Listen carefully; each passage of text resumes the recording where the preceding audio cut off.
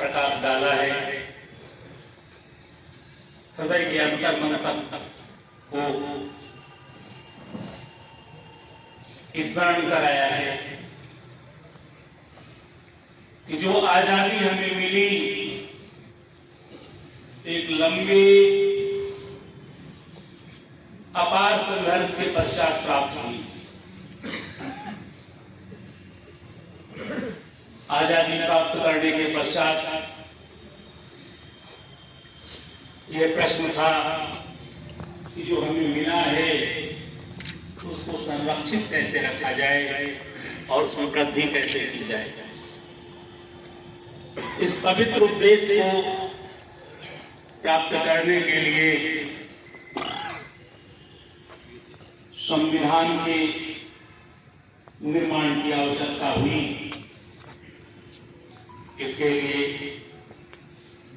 पूज्य बाबा साहब के नेतृत्व में संविधान सभा का गठन हुआ, जिसमें 2 वर्ष 11 माह 18 दिन की अथक परिश्रम के पश्चात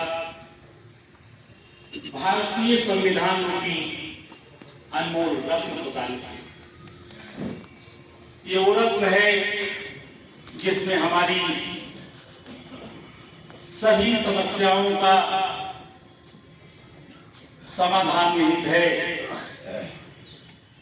जिसमें हमारी भविष्य का स्वर्णिम बिंदु भी निहित है। आज 77 वर्ष हो चुके हैं, 76 पूरे हो चुके हैं, 77वां प्रारंभ है और इस अनमोल रत्न की वजह से हम विश्व में सबसे बड़े लोकतंत्र होने का अभूतपूर्व स्थान रखते हैं। जब कभी लोकतंत्र प्रजातंत्र की चर्चा होती है, भारत देश का नाम सर्वप्रथम रखा जाता है। लेकिन इसके साथ साथ इस तथ्य पर भी विचार करना आवश्यक है कि जो मिला है अभी उसमें और भी बहुत कुछ किया जाना शेष है। किसी चीज को प्राप्त कर लेना जितना महत्वपूर्ण होता है, उससे भी अधिक महत्वपूर्ण होता है उसको संरक्षित रखना और उसमें वृद्धि करना। आज हम सभी का ये पुनीत कर्तव्य है कि संविधान में दिखाए गए आदर्शों को आगे ले जाने का काम करें। हम अपने अधिकारों की बात करते हैं,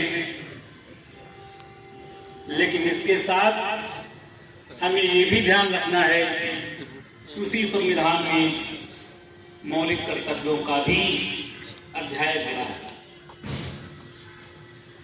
यदि हम सभी अपने मौलिक अधिकारों के से पूर्व मौलिक कर्तव्यों को ध्यान में रखते हुए उसी के अनुरूप अपना आचरण करें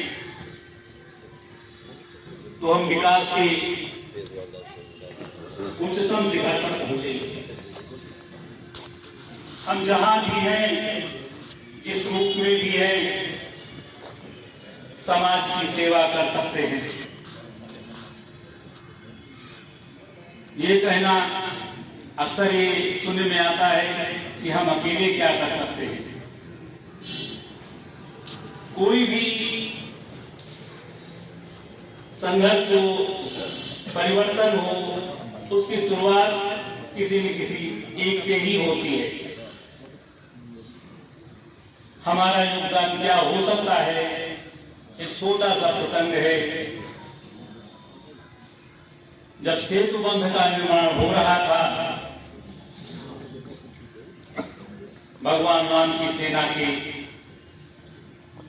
सभी सैनिक समर्पित भाव से वृक्ष, पत्थर और बड़ी बड़ी शिलाएं ला रहे थे जहां भगवान राम बैठे थे वहीं पर एक गिलहरी को देखकर, उसकी कार्यविधि को देखकर कुछ लोगों को आश्चर्य हुआ। वो जाती थी समुद्र के जल में भीग कर आती थी और आकर के बाहर लेट करके मिट्टी में इधर उधर उलट पलट करके फिर जाती थी उसी में। जब बार बार ये क्रम हुआ तो कुतूहलता बढ़ी, जिज्ञासा बढ़ी, निश्चित प्रश्न पैदा होंगे, उठेंगे। पूछा गया तो भगवान राम ने बताया कि आप लोगों का सहयोग देख करके, आप लोगों का ये कर्मठता, कर्तव्यपरायणता देख करके इसके मन में भी ये भाव जागा है, इस महायज्ञ में हम भी अपना कुछ सहयोग प्रदान करें। अपनी सामर्थ्य और क्षमता के अनुसार जो भी है ये सहभागिता दे रही है। तो ठीक उसी प्रकार हम सब जहां भी हैं, जिस स्वरूप में हैं, राष्ट्र के निर्माण के लिए महत्वपूर्ण है। चाहे सीमा पर 24 घंटे सतर्कता के साथ निगरानी करता हुआ हमारा सैनिक हो, या खेतों में हर मौसम में तप करते हुए किसान हों, या कचहरी में समर्पित भाव से काम करने वाले हमारे अधिवक्ता बंधु हों, सभी का एक ही उद्देश्य है कि समाज में समरसता बनी रहे, एकात्मकता बनी रहे। और इसके लिए आप सभी का सहयोग सराहनीय है। आज इस अवसर पर अपने अधिवक्ता बंधुओं से विशेष रूप से यह भी कहना है कि जो संविधान बना है इसमें बहुत बड़ा प्रतिनिधित्व आप सभी का था।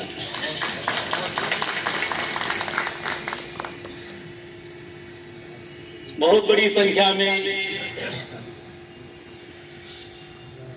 सहभागिता रही। आज इस अवसर पर अपने उन महान महापुरुषों को भी याद करना आवश्यक है। हम सभी ये संकल्प लेकर जाएं कि हम अपने देश को आगे बढ़ाएंगे, उसमें जो भी हमारा योगदान हो सकेगा उसको निष्ठा, कर्मठता और कुशलता के साथ हम समर्पित करेंगे।